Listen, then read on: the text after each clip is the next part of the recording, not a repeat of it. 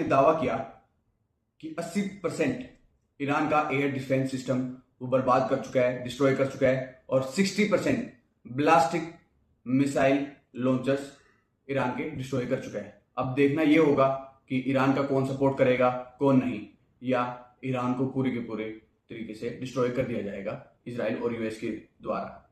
और जैसे कि यूएस ने वेनेजुएला के ऊपर कंट्रोल कर लिया है और उसके पूरे के पूरे ऑयल सिस्टम के ऊपर, वैसे कि वैसे ही यूएसए ईरान के ऑयल सिस्टम पे कंट्रोल करना चाहता है to become a oil power in the world.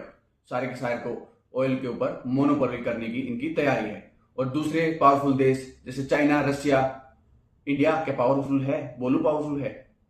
शायद से नहीं है, जो हालात अभी इंडिया के चल रहे हैं। तो ये देश देखते हैं क्या करेंगे या नहीं करेंगे यूएसए के खिलाफ।